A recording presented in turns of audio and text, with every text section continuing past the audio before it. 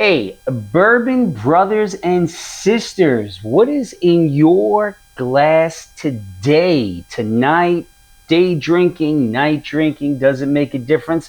Hopefully, you're drinking with somebody you enjoy sharing a pour with.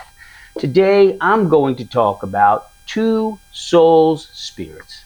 Two Soul Spirits, independent bottle. If you haven't heard from them, you probably should have. They're putting out some great stuff. Company started in 2021 by Chad Cicchetti and James Estrada.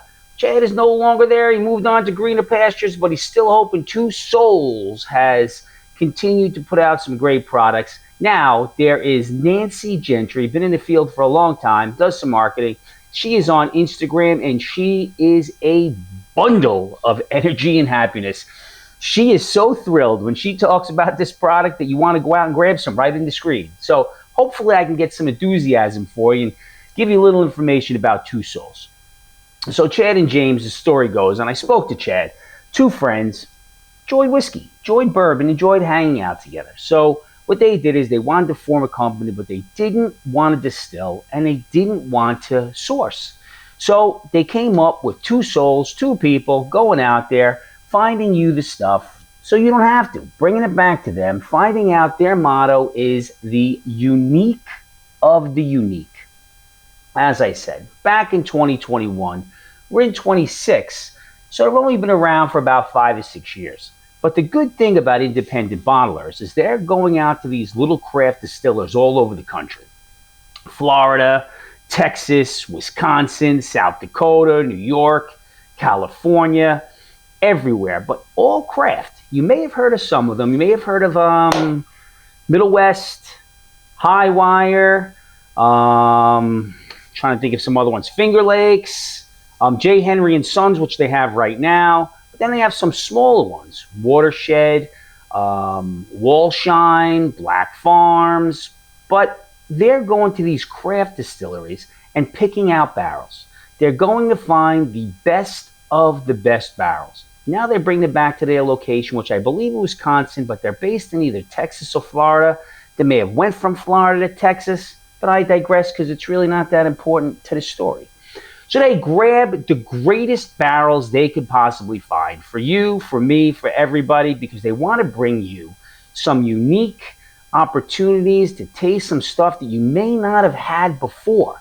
I wish I remembered what it was, but that bottle's long gone. It was a Ghost Distillery, and it was absolutely killer.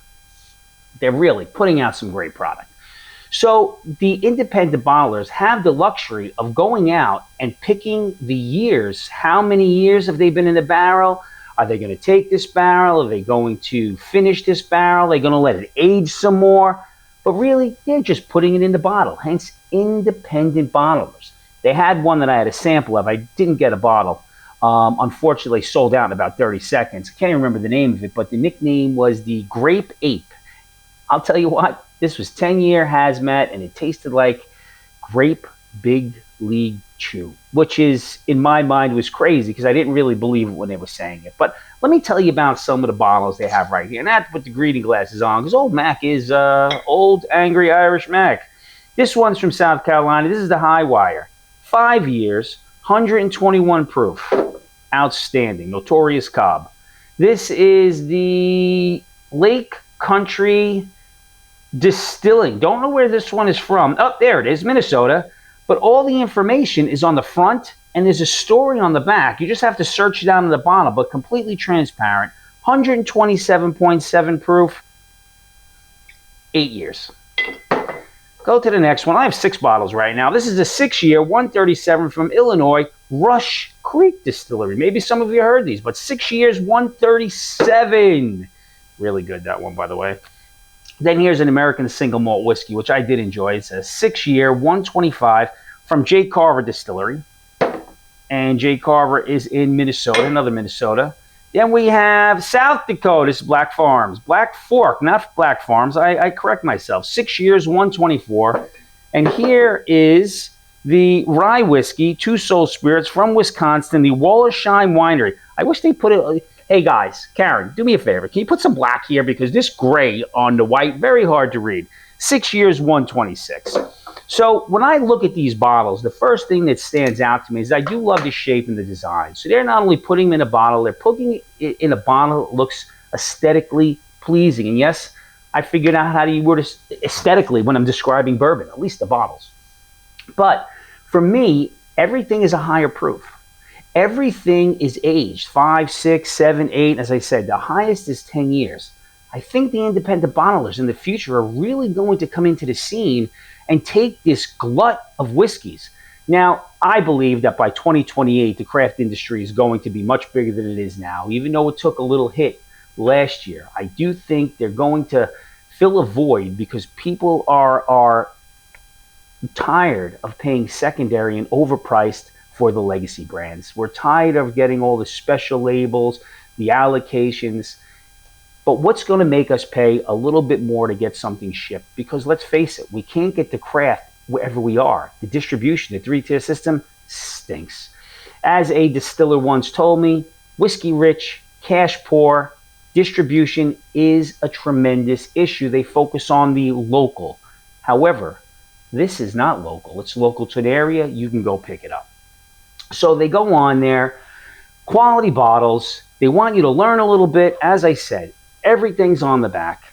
Two Souls Spirits. They have the J. Henry's on the line right now. I don't know what's there. It's a constantly moving operation where all the bottles, once they sell it, they're one-shot barrels.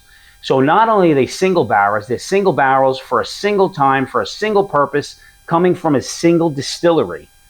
Got to be a label for that. Oh, there is a label for that. It's Two Soul Spirits. So let's get into this one right now. Let's do a little review and see what we have on the, I'm going to go with the Wollersheim Rye Whiskey 6-year 126. I normally don't like the glass tops, but these are actually very easy to get off. Let's get this in a glass right here. Pop this back on and see what I think. You can smell this already. Now this is named Short Stack. Wonder how this is going to taste. I have to tell you, I already know how it tastes because I already had it. As you can see, some is gone. I do love the color on this. It's a nice 6-year. It's a very dark goldenish brown. Nice legs. On the nose, you really do get some maple vanilla, some cinnamon, some classic caramel. No ethanol. None. So they really went out and they took this barrel. I believe it's actually finished in vanilla and maple casks. I may be wrong, but once again, they're fully transparent, so you can find it on the website. Cheers. Let's see what we got.